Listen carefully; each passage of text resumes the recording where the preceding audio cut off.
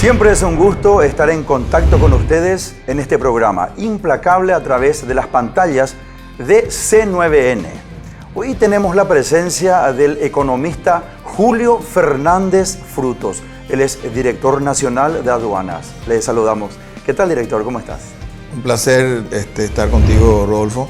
Realmente un programa muy visto, excelente, entonces vine con mucho gusto a tu programa. Julio Manuel Fernández Frutos nació en Concepción el 8 de abril de 1967. Casado con María Zulia Talavera, tiene dos hijas, Andrea Araceli y Keila Alejandra. Economista, egresado de la Universidad Nacional de Asunción, realizó estudios de posgrados en Economía en el Instituto Latinoamericano de Doctrina y Estudios Sociales y en Georgetown University de Washington con una especialización en políticas sociales, así como también estudió masterado en Econometría y en Economía Internacional en Business School de España. Actualmente se desempeña como economista jefe del Programa de las Naciones Unidas Paraguay, responsable del programa y de los informes nacionales de desarrollo humano, redactor principal de cuadernos de desarrollo humano y documentos de investigación económica. Anteriormente, asumió la gerencia de desarrollo y gestión institucional, fue asesor del directorio y ocupó cargos técnicos en la gerencia de estudios económicos del Banco Central del Paraguay, profesor de la Universidad Nacional de Asunción y profesor invitado en maestrías en la Universidad Católica de Asunción, Universidad Nacional de Asunción, Columbia y otras. Realizó varias publicaciones como redactor principal de los informes de desarrollo humano del Programa de Naciones Unidas para el Desarrollo, redactor principal de estudios del programa Invertir en la Gente, autor principal del estudio La Economía Subterránea, Caso Paraguayo, entre otras. Actualmente ocupa el cargo de director nacional de aduanas.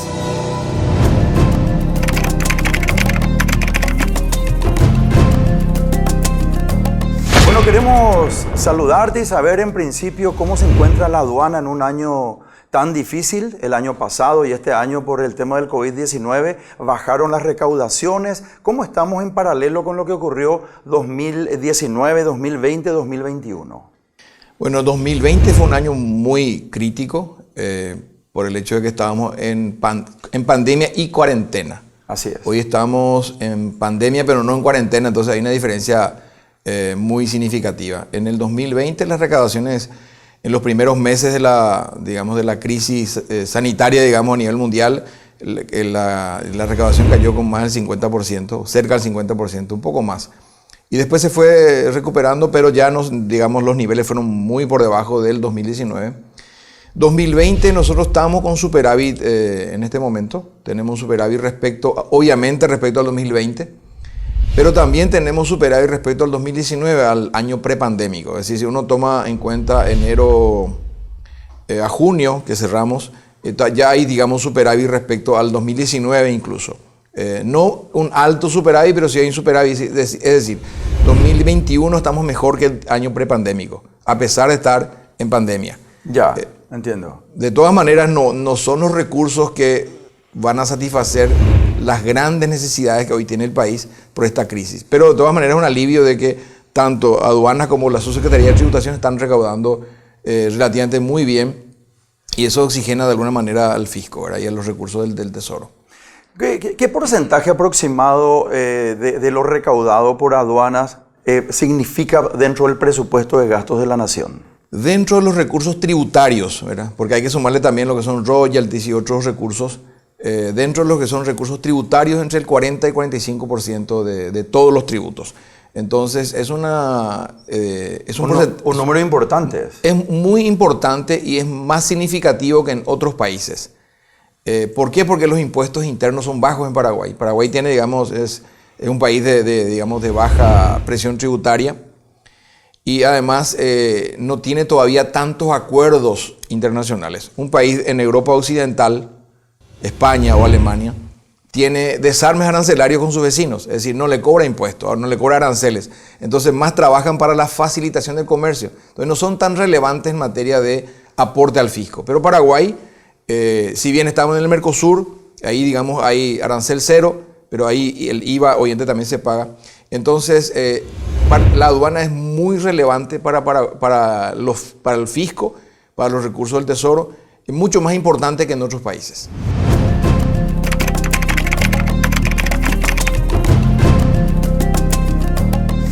Sin hablar mal del ausente, pero sí hablando bien del presente o de quién está presente, hablando de tu persona y si amerita la ocasión. ¿Qué cambios sustanciales hiciste cuando llegaste a la Dirección Nacional de Aduanas? Bueno, lo primero que hicimos fue, digamos, corregir el tema tecnológico.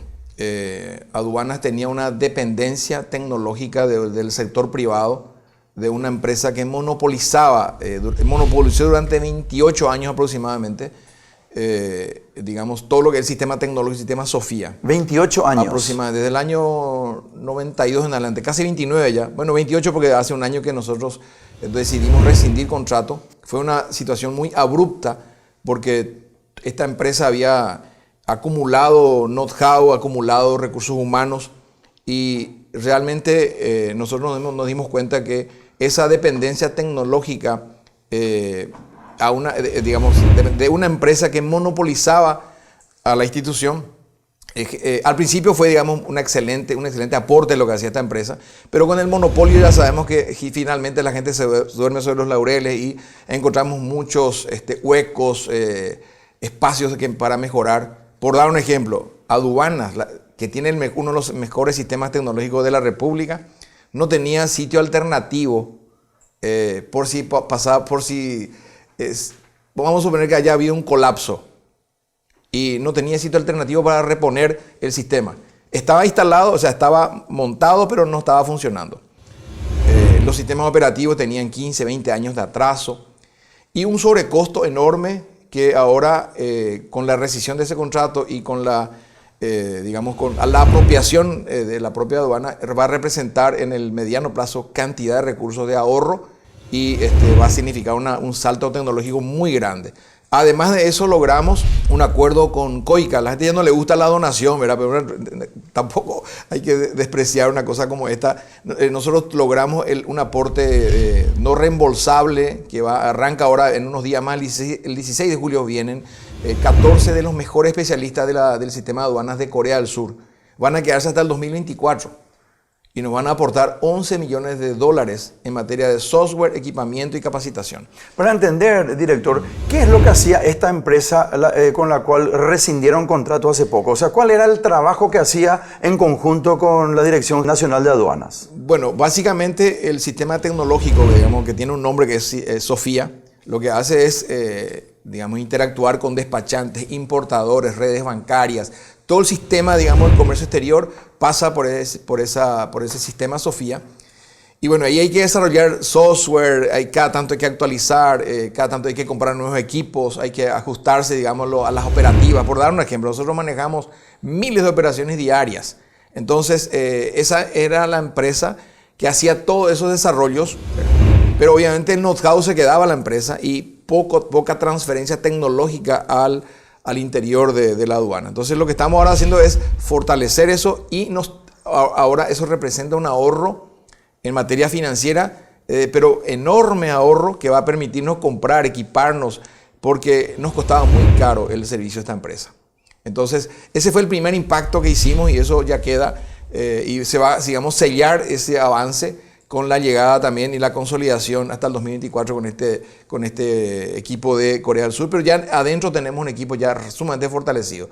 Lo otro que hicimos fue corregir muchos temas, cortamos el tema de que se politizaba demasiado, o sea, aduana estaba considerada como institución, una institución muy politizada, ¿verdad? Los sindicatos muy fuertemente vinculados con la Dirección Nacional, prácticamente cogobernando, y los cargos dependiendo mucho de la vinculación política. Bueno, ese es un punto neurálgico que quiero conversar contigo.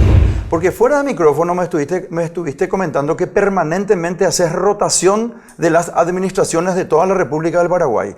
Me imagino que haces esa rotación para que una misma persona no esté dentro de un lugar por mucho tiempo y pueda tener una conflecha con alguna circunstancia no clara, por ejemplo, ¿verdad? Así es, resulta que el tema de cuando se maneja dinero, obviamente, lo óptimo es siempre rotar y yo no digo que esté mal que la gente sea política, ¿verdad? Yo creo que los politécnicos, los que saben de política y saben de la parte técnica, entre comillas, ¿verdad?, son muy útiles, pero cuando depende de un tercero, cuando por ejemplo un padrino hace de que entre alguien a una administración, obviamente se le tiene deudas con el padrino. Entonces eso se cortó radicalmente y si bien nosotros le damos oportunidades a mucha gente, nadie tiene ninguna licencia para matar, entre comillas. Claro. Entonces, y ahí tenemos un respaldo muy fuerte del presidente de la República, en el sentido de que hay gente amiga, y yo he dialogado muchas veces con el presidente y las veces que hablé con él, y a veces largas horas, llegamos a, digamos, su consejo fue siempre, yo le doy la oportunidad al amigo, si llega a meter la pata, me dice, yo no le defiendo a nadie. De hecho, lo que hicimos fue tratar también de instalar gente joven, gente que no tenía oportunidades, y mezclamos la experiencia de algunos con digamos, la capacidad que te da, digamos, el ser joven, ser tecnológico. Entonces eso se está, digamos, manejando. Ahora, nosotros tenemos una dificultad muy grande en la aduana para reponer al plantel. Y eso va a ser muy interesante lo que te voy a decir ahora. La Corte Suprema de Justicia no nos está ayudando. Resulta que... no les está ayudando. No, está obstaculizando. La Corte Suprema de Justicia. La Corte Suprema de Justicia está obstaculizando la reforma de la aduana. ¿Por qué? ¿Cómo lo hace? Resulta que el aduanero no se quiere jubilar. Entonces llega a los 65 años y recurre a la Corte para que le dé una acción de inconstitucionalidad para continuar. Y la Corte le concede. Entonces la decisión que yo tomé fue, bueno, le envío a su casa, en base a un decreto que se firmó anteriormente. Entonces yo le envío a su casa, tienen servicio exterior, le mandamos trabajo a su casa, pero no viene a la oficina para motivarle a, digamos, a jubilarse, porque es un derecho.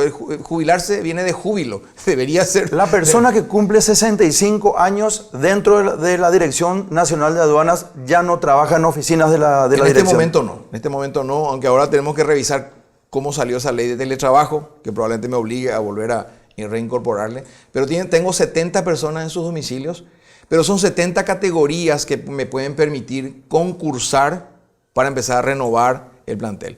Y tengo, por ejemplo, dentro de unos años más, como la población más longeva del sector público, en promedio es la población de la aduana. Entonces, mucha gente va a entrar en edad jubilatoria en estos años.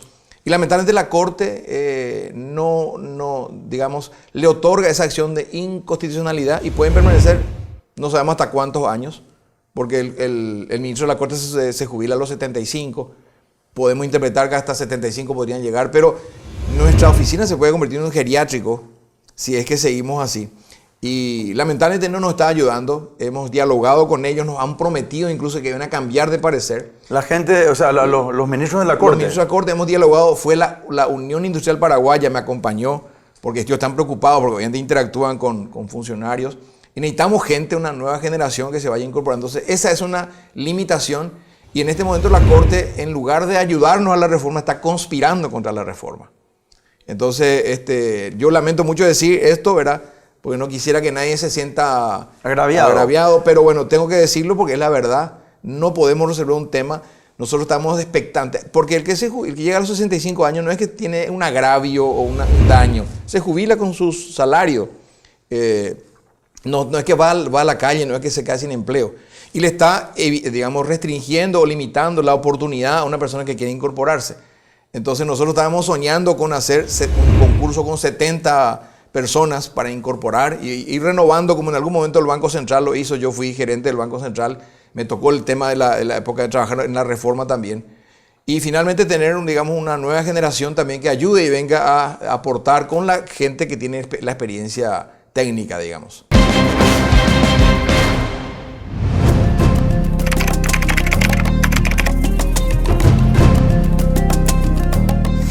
Bueno, Más tarde te voy a preguntar acerca de 2 anécdotas que me prometiste que ibas a comentar en el programa. Pero antes, quiero saber, para munirnos de mejor información, ¿cómo son el tema de las rotaciones? ¿Cada cuánto tiempo haces y cuántas administraciones tiene la Dirección Nacional de Aduanas? Nosotros estamos en toda la República, en todas las fronteras, tenemos también puertos secos, entonces estamos en 35 administraciones.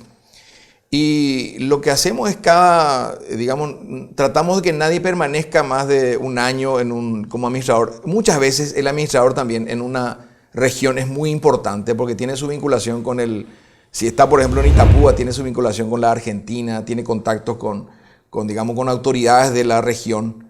Entonces eso también facilita cuando hay dificultades. Por dar un ejemplo, en estos días que tuvimos que traer cantidad de oxígeno a Paraguay. Ahí la gestión de nuestros administradores con sus pares de Brasil o de Argentina es clave. El buen relacionamiento, la empatía es clave también. Entonces muchas veces no es tampoco tan conveniente rotar, pero rotamos vistas, rotamos valoradores, rotamos administradores. Y eso genera a veces mucho dolor, ¿verdad? Porque ya uno se está acostumbrando a sus actividades y lo solemos hacer los viernes. Los viernes solemos tener rotaciones porque tienen que tomar sus viajes, en fin de semana y volver. Muchos son de Asunción, otros son de diferentes ciudades. Entonces las rotaciones a veces llegan a 100 personas.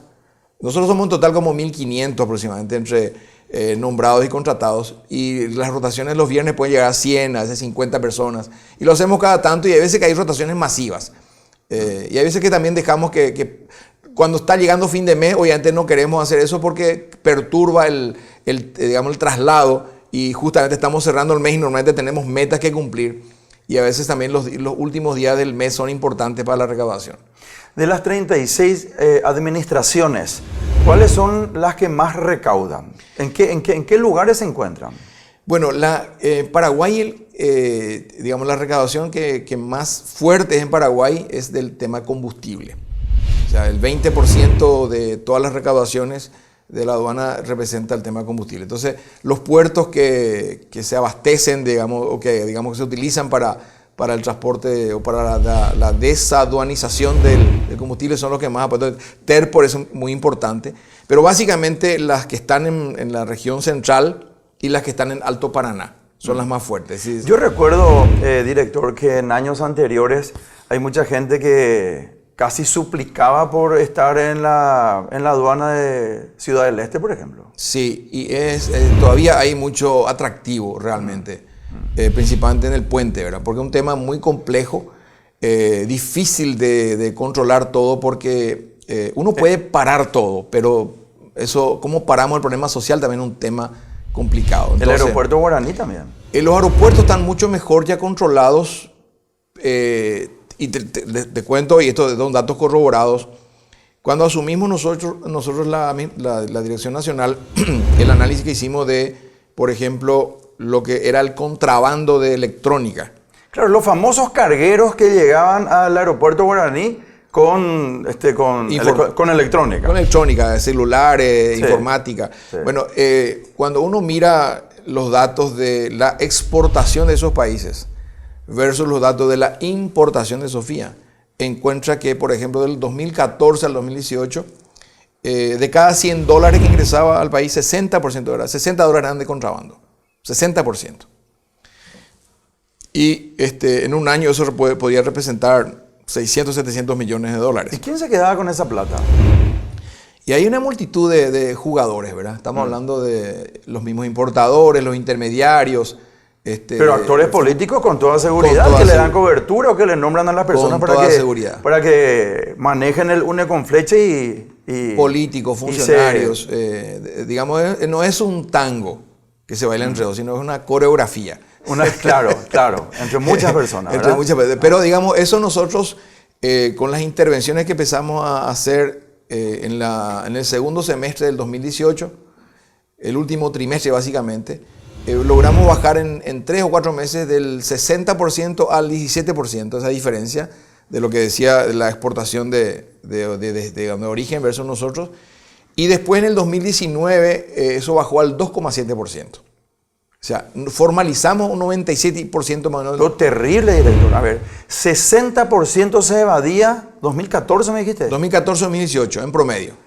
En promedio, anualmente, ¿cuánto significaba aproximadamente la evasión del 60%? Esto estamos hablando solamente de la electrónica. Solamente celulares. Solamente celulares. Aproximadamente eso representaba... Anualmente. Anualmente 600 millones de dólares más o menos. 600 millones de dólares de evasión anual había antes en la aduana. Así es. Sí, hay que diferenciar ahí dos temas. Uno es el valor imponible, ese es el valor de la mercadería. Ya. Estas mercaderías no pagan tanto impuesto porque están dentro del régimen de turismo, es decir, pagan un porcentaje. Entonces, digamos, de ese 600 millones de dólares, el impuesto era mucho menos que eso, obviamente, ¿verdad? Pero de todas maneras, eso impacta en el tributo interno también, en la rentabilidad. Pero ¿cuánto hablamos de 600 millones de dólares anuales? O sea, el tributo de esos 600 millones de dólares anuales, ¿cuánto significa más o menos? Y más o menos debería ser unos 40 millones de dólares más o menos. Anuales. De impuesto. El resto son bajos impuestos para poder comercializar, para darle competitividad justamente al sector privado, ¿verdad? Pero una cantidad terrible de igual manera. Terrible. O sea, es un manejo, pero igual nosotros hemos superado esa situación, pero no es un equilibrio estable. ¿Qué significa eso? Que en cualquier momento nos van a volver a meter goles. Entonces nosotros estamos encontrando una salida. En algún momento no te puedo decir en cámara ahora cuál es la solución, porque se puede boicotear. Entonces nosotros vamos a encontrar una salida en el origen ya. Yo esto ya lo hago en el presidente de la República. Le dije, mira, esto va a generar algunos problemas, algunos enojos, pero bueno, tenemos el apoyo también de la cooperación internacional. Entonces, eso vamos a encontrar la solución en algún momento. Por ahora son controles, pero eso no es un equilibrio estable. En cualquier momento puede volver a suceder y entonces hay que corregir sistemas porque cambiar el chip de las personas no es tan sencillo. Mejor corregir los sistemas. Entonces, por ahora tenemos controlada en parte la situación, pero no es un equilibrio, repito, estable. En cualquier momento eso vuelve a la normalidad, entre comillas. Pero eso, tenemos una solución para eso. Estamos hablando con algunas personas del sector privado, con algunas entidades bancarias también y con el Poder Ejecutivo. Entonces, lo estamos manejando con cierta prudencia para evitar que se boicotee y porque mucha gente está esperando que termine nuestra gestión para seguramente volver a actividades anteriores.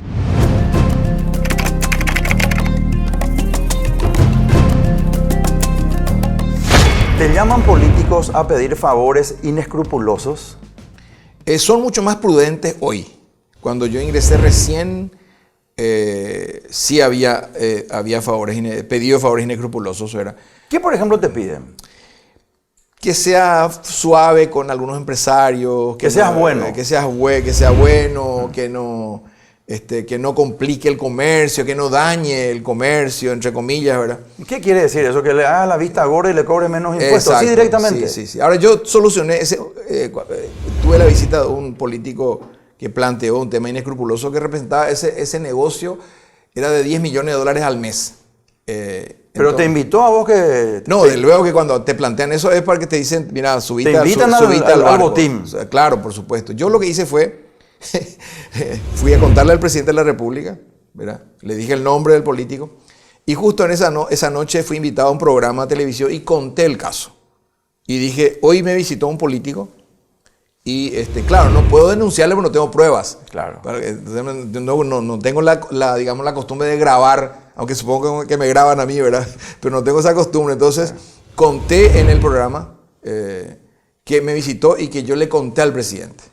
Entonces, me habrá visto el político. Cuando vos hablas de político, el famoso caliente, no frío, porque el nombre no me vas a dar. De hecho, no podés luego darme porque no tenés pruebas.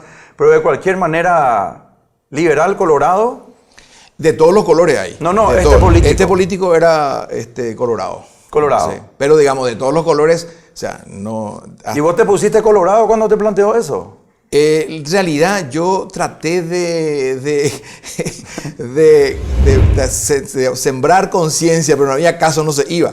Yo le decía, ¿por qué no, si se paga tan poco impuesto? ¿Por qué no pagan como corresponde y no se complican la vida? ¿Se retiró enojado contigo? No, gran canchero, ¿verdad? Gran canchero. Me encontré con él, me dio un abrazo, me dijo, ¿sí? No se puede hacer negocio contigo, o sea, no, ni se molestó, ¿verdad? No, gran canchero.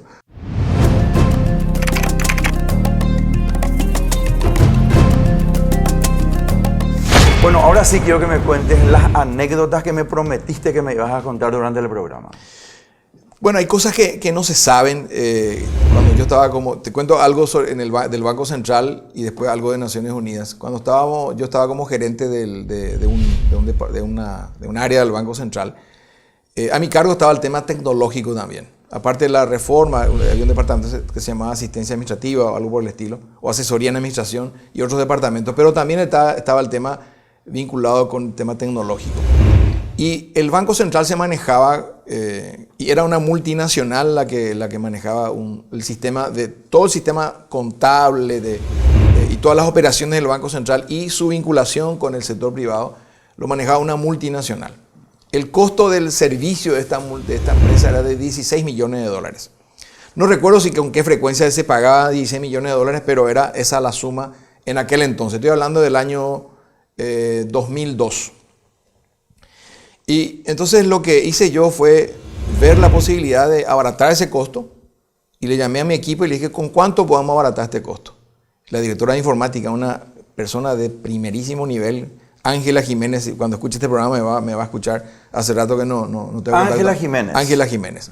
Ella me dice, doctor, me llamaba doctor, nosotros con 300 millones de guaraníes reemplazamos el sistema, como con 300 millones. De 16 millones a 300 millones de guaraníes, sí. 16 millones de dólares. De dólares, versus 300 millones de guaraníes. 50 mil dólares, 60 mil dólares. Pero no puede ser, sí, se puede. Entonces yo preparo el paquete y presento al directorio y me dicen, no, imposible, si vamos a correr muchos riesgos, esto es un tema muy serio. Me rechazan Esto es el Banco Central del Paraguay. Central del Paraguay. Me rechazan la propuesta de 16 millones de dólares versus 300 millones de guaraníes. ¿Para hacer qué? Para modificar y reemplazar el sistema por uno hecho nacional. ¿El sistema de? Digamos, el sistema que le permitía al Banco Central operar con su contabilidad y con su vinculación con todos los bancos y los cajeros. La red informática del Banco Central del Paraguay. Sí.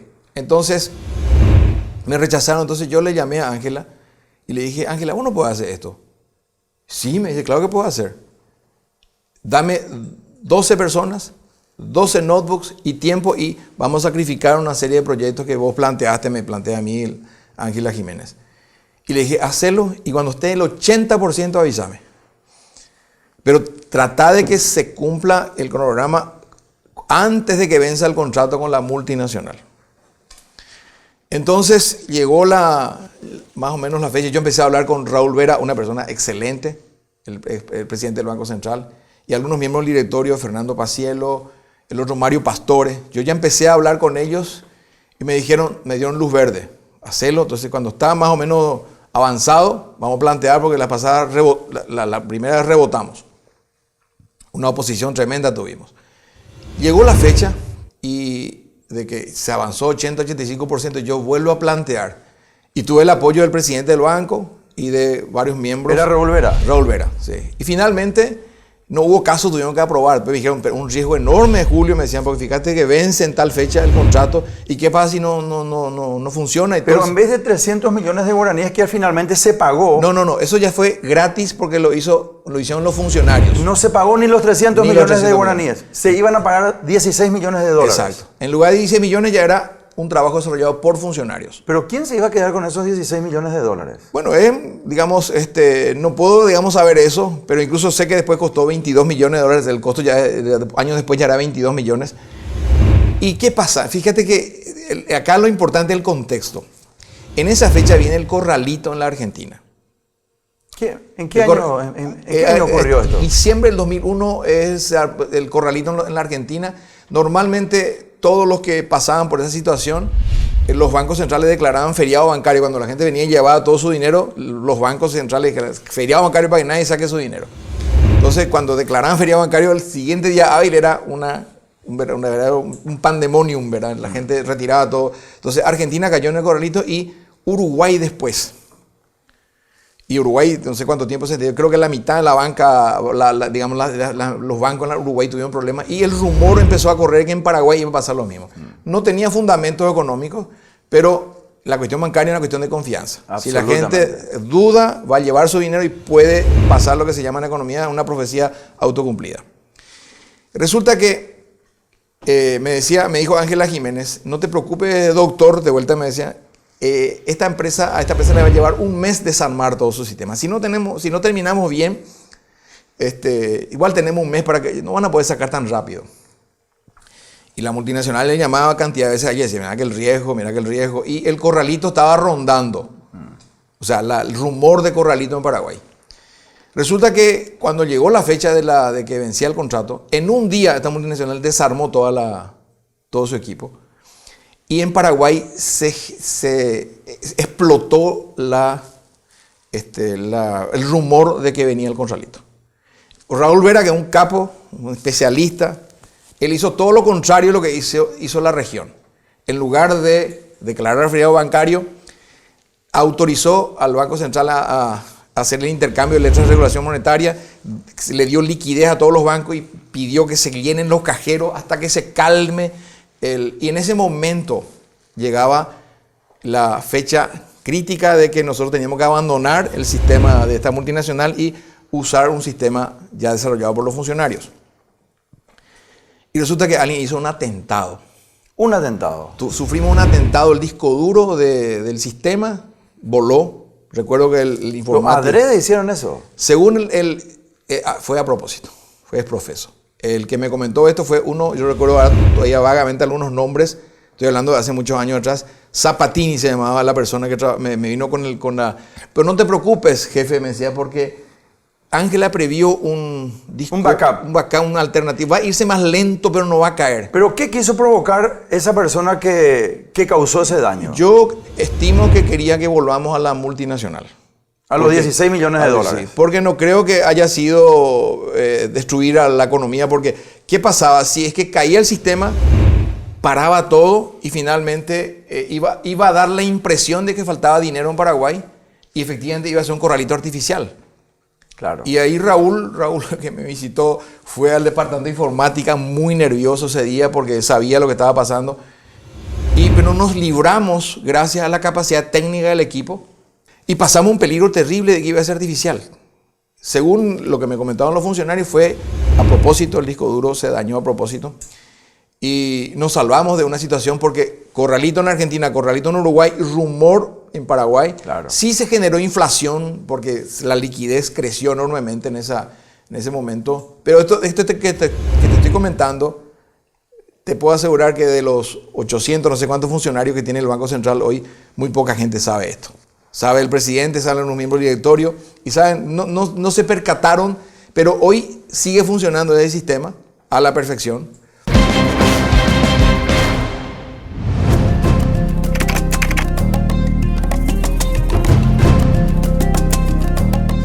Julio Fernández Frutos le salvó 16 millones de dólares al Banco Central del Paraguay.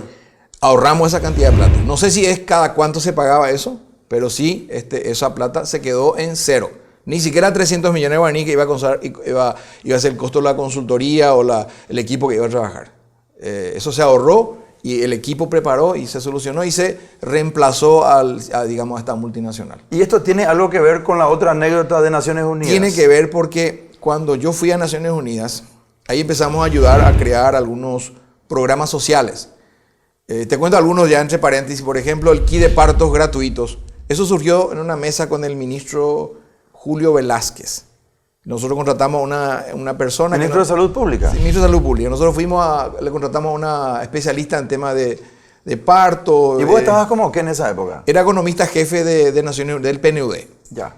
Y estaba coordinando un programa social que se llamaba Invertir en la Gente. Entonces, Invertir en la gente. Invertir en Qué la lindo gente. nombre. Entonces fuimos y vimos que muchos programas faltaban en Paraguay y un tema era, había muchas muertes en los partos. Entonces contratamos a una persona de una manera muy sencilla, le preguntamos ¿qué necesita una mujer que está a punto de dar luz? ¿Qué medicamentos necesita? Y nos preparó un kit. Fuimos a la oficina del ministro, le mostramos, estaba con sus asesores, le miró a sus asesores y le dice, ¿pero usted por qué no me dijeron eso?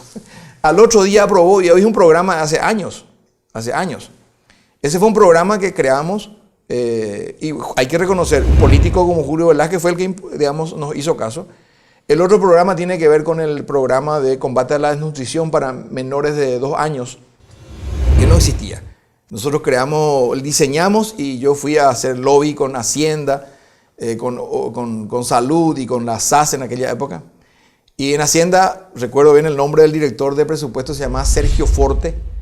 Y yo le digo, ¿qué probabilidad tenemos de que este recurso le asignen a salud? La probabilidad de 1 en 1.000.000, me dijo. Entonces yo salí contento porque había una probabilidad.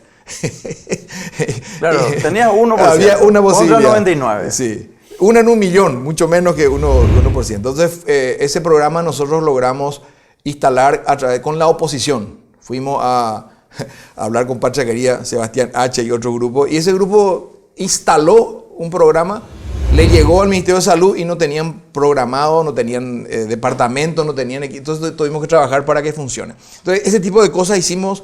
Y así también quisimos ayudarle al programa de transferencias monetarias. En aquella época, Nicanor arrancó con el tema de transferencias monetarias, pero no eran muchas familias las que accedían al Tecoponá. Y asume Lugo y dice en un momento dado, y nosotros insistíamos con la SAS de que queríamos hacer un sistema auditable, con pistas de auditoría, que sea transparente, y no teníamos mucho espacio. Estaban contentos con su tabla Excel chiquitita, no sé qué tipo de herramienta muy obsoleta usaban, hasta que Lugo dice en un momento, vamos a pasar a tener 30.000 familias. Y ahí el sistema no iba a aguantar. Entonces nos piden socorro y dice, ¿cómo hacemos? Y no había posibilidad de migrar a un sistema, hay que diseñar un sistema, porque para llegar hoy son como 100.000 familias las que reciben, son 600.000 personas más o menos afectadas. Para llegar a seleccionar esa cantidad, uno requiere un censo que acumule 1.000.000 de personas más o menos para después seleccionar. O sea, una base de datos gigantesca con 144 variables más o menos tiene cada cuestionario. Entonces, esa base de datos no podía manejar un sistema muy rudimentario. Entonces nos pidieron socorro y nosotros tampoco podíamos hacer en corto tiempo. Entonces, ¿qué se me ocurrió a mí? Le detecté en un país, no voy a dar nombre porque no quiero recibir ninguna denuncia por lo que te voy a decir ahora. Le detecté a un consultor que trabajaba para Naciones Unidas, que estaba en el extranjero, que tenía un programa parecido para cientos de miles de familias, y le llamamos. Dije, ¿no querés venir a Paraguay a ayudarnos con esto? Le conseguimos chapa diplomática porque, como venía por Naciones Unidas, tenía un lugar, vino el hombre, un experto. ¿Cómo es chapa diplomática? En el sentido que su vehículo incluso tenía matrícula. Matrícula diplomática. El famoso MOE, que es Misión Oficial Extranjera. Sí. Le dimos todo, abrimos las puertas a este consultor. Yo le convencí al representante, un español, Lorenzo, le convencí de que era un genio y me dice, bueno, tráelo, Julio, vamos a solucionar este tema. Lo trajimos y él lo que hizo fue usar su programa ya armado que tenía para ese país y su plataforma que tenía en Oklahoma, tenía en la nube, ¿verdad? Tenía, no sé cómo, pero tenía, lo que hizo fue usar la base de datos de Paraguay y usar el mismo sistema que tenía y solucionó el problema. Y entonces empezaron a recibir 30.000 familias. Entonces llegó un momento que yo le dije al consultor, fulano de tal, este es el momento ya que tenés que transferirnos los programas fuentes. Nosotros no podemos depender de un consultor internacional, necesitamos que los programas fuentes sean locales, para entregarle al gobierno. No, me dice, dame $200.000 y te entrego los programas fuentes. No voy a firmarte un contrato, fulano de tal. Un contrato y mostrame el contrato, me dice. Ese fulano de tal, lo que no podemos saber quién es. No quiero porque me puede denunciar, ¿verdad? Entonces le digo yo, me dice él, mostrame el contrato. Y tomo el contrato y resulta que en la hoja en la que estaba esa transferencia de programa fuentes no estaba firmada. Y me dice, si querés eso, $200.000 y te paso. Otra vez de vuelta con Lorenzo, trajimos un bandido. Vos me dijiste que era un genio, sí, un genio, pero un bandido. Un genio bandido. Entonces, ahí me acordé de Ángela Jiménez. Entonces, Ángela estaba como directora informática, creo que de AFD. Ángela es la que nos ayudó en el BCP, a salvarle $16 millones al así banco. Mismo. Entonces le llamo a Ángela y dije, ¿no querés trabajar para un organismo internacional? Sí, jefe, yo renuncio ahora, me dice. Renunció al sector público. ¿Pero dónde está Ángela? Por más Ángela. Yo le acabo de ubicar, no pude hablar por teléfono, pero realmente es una persona que valoro muchísimo. Y entonces le digo, pero yo no entiendo nada de tema social. Me dice, no, pues vas a aprender. Entonces le digo al representante de Naciones Unidas, Lorenzo Jiménez de Luis, vamos a contratar a esta persona va a estar mirando lo que hizo este señor, vamos a darle unos meses, y cuando ella logre replicar todo, nosotros vamos a rescindir contrato con este señor. Y empezó ella a trabajar, ¿verdad? Meses después, 3, 4 meses después, me dice, hecho, jefe, ya está terminado. Podés prescindir de este señor. Entonces le llamo al fulano y le digo, fulano tal, le quise dar una segunda oportunidad, porque estaba con la familia acá, estaba instalado, estaba feliz, pero... Con matrícula diplomática. Estaba con su chapa del auto, ¿verdad? Pero, digamos, tenía un buen salario. Entonces le llamo, le digo, mira, fulano tal, te doy una oportunidad, dame los programas fuentes para el gobierno. Tráele a Bill Gates, me dice. Con acento porteño. Ahí ya más o menos te doy una, pero no es porteño. Entonces, pero era argentino. No, por ahí cerca. Entonces, tráele a Bill Gates si querés. Bueno, es que está despedido. Entonces el hombre dice, ¿qué me haces? Y finalmente termina yéndose.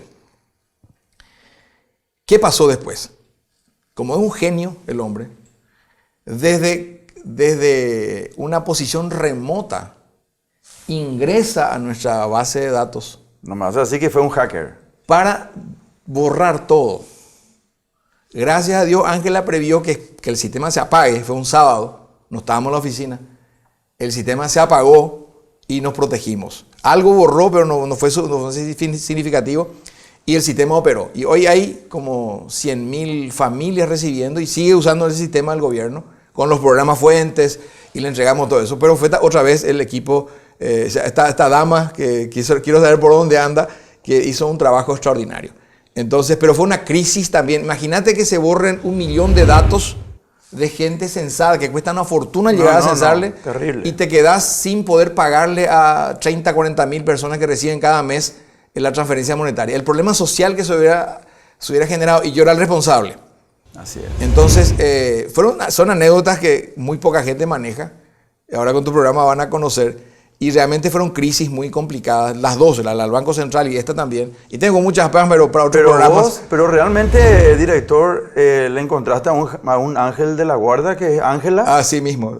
¿El apellido Ángela? Jiménez. Ángela Jiménez. Así es. Realmente. Y bueno, fue una muy buena gerente de estos temas, pero fueron momentos muy críticos, ¿sabes? Porque al jefe, al representante de Naciones Unidas le dije, le convencí para traerle a una persona, pero tuve que convencerle que había que rescindir el contrato y bueno, la solución se dio y fueron pasos muy complicados, críticos, pero dieron un salto importante para el país. Hoy día esas transferencias ayudan muchísimo porque está demostrado que cuando se le aporta un poquitito a un pobre extremo y se le condiciona que vaya a la escuela y que se vacune, entonces tiene un impacto de largo plazo en ese chico. Y la retención escolar aumenta el promedio de escolaridad, aumenta el rendimiento, tiene un impacto positivo.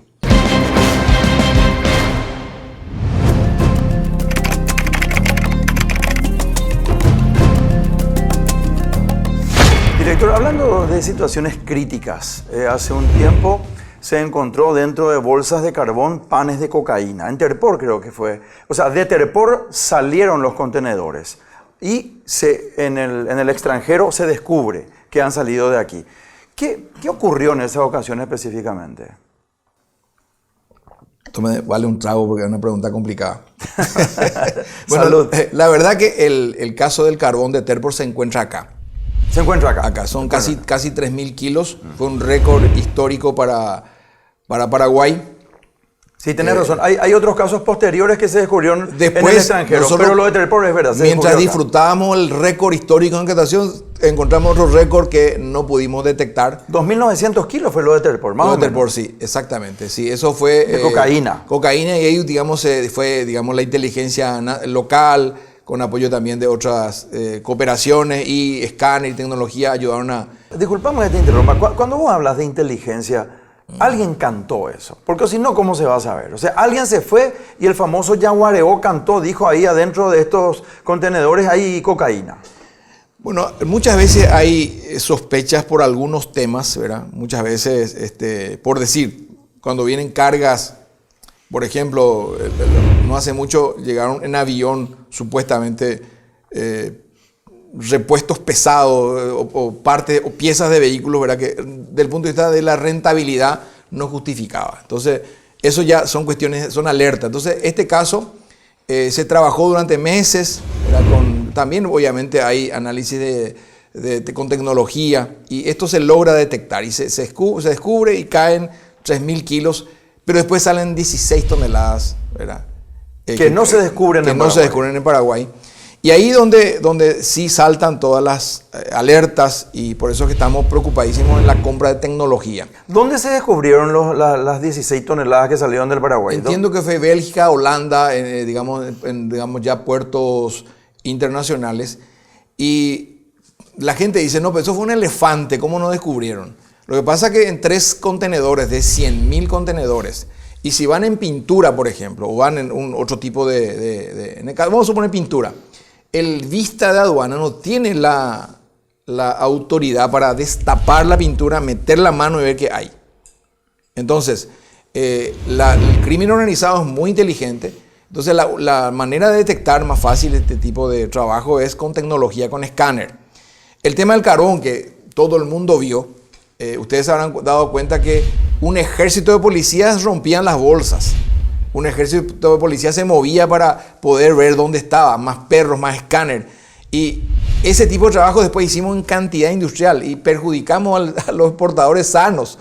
Porque si hay uno que es delincuente, hay 99 que están trabajando bien, y a eso le tenés que parar su carga, destruir sus bolsas, le haces perder tiempo. Bueno, ¿y qué tiene que ocurrir para que se pueda verificar de mejor forma y controlar de mejor forma y no tener que hacer algo así muy a mano, vamos a decir? Nosotros estamos previendo la compra de escáner, y ahora, como obviamente en pandemia, pedir 30 millones de dólares, 40 millones de dólares al Congreso es difícil, porque estamos ante una necesidad muy grande. Entonces, ¿pero cuánto recauda la aduana anualmente? Y bueno, dependiendo del año, ¿verdad? Nosotros puede ir hasta 2.000 millones de dólares más o menos. Anuales. Pero 30 millones de dólares para comprar 10 escáneres, ¿verdad? Bueno, lo que pasa es que aduanas recauda esa cantidad, y el 99.5% al otro día están los fondos del Tesoro. Es decir, nosotros transferimos antes de las 12 horas, le transferimos al Tesoro, a Hacienda básicamente, para, digamos, el financiamiento de los recursos o de los programas de gobierno. Digamos, inversiones, salario, llámese cualquier tipo de programa. Nos quedamos con el 0.5%, que son recursos institucionales y que tiene que ver con la tasa de valoración, que es un monto que se le cobra por participar en el proceso. Y de esos recursos de vuelta durante el año, nosotros somos la institución que más transferimos de vuelta de esos recursos, le transferimos a Hacienda. Son unos aportes intergubernamentales. De modo que tenemos un presupuesto acotado. No es que nadamos, como se supone, en recursos. Entonces, el Congreso tiene que aprobar una inversión grande como esa.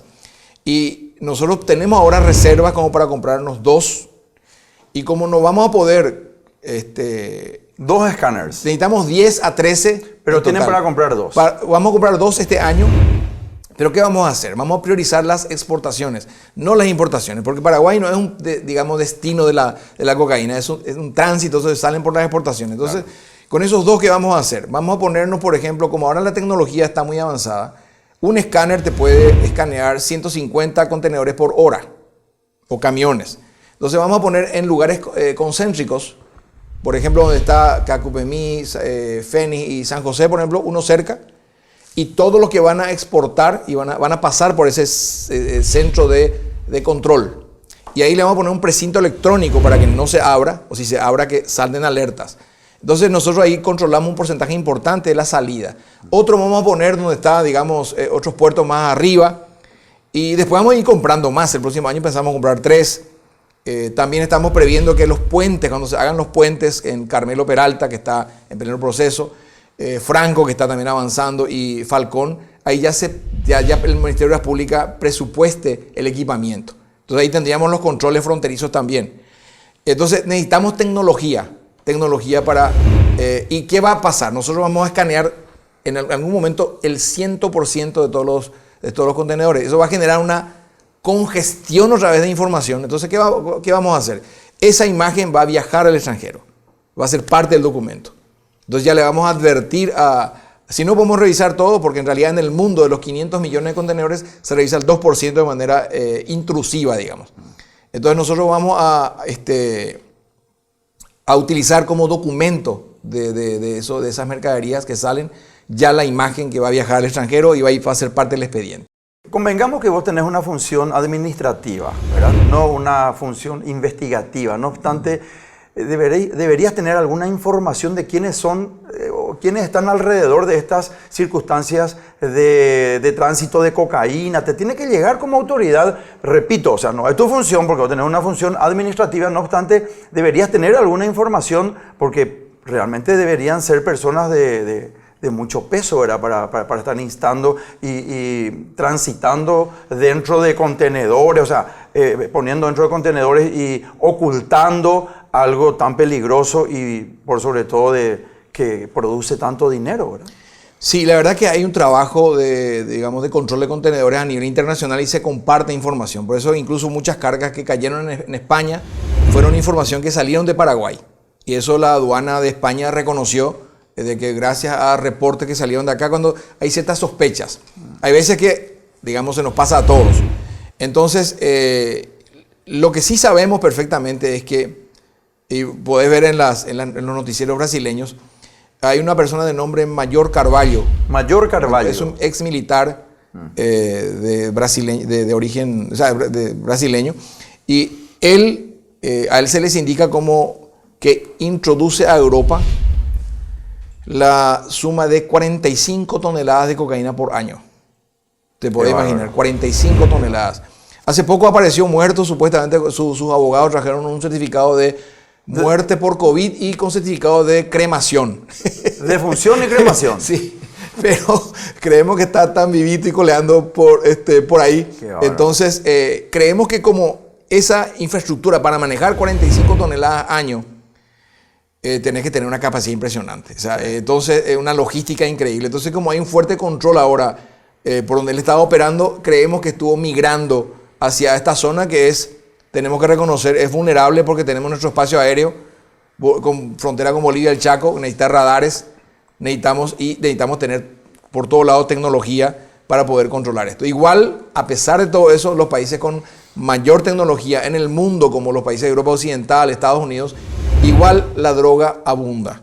Entonces, evidentemente el crimen organizado tiene una gran capacidad para introducir esto de manera fraudulenta sin que se lo descubra. Encuentran su rincón para traficar. Así es.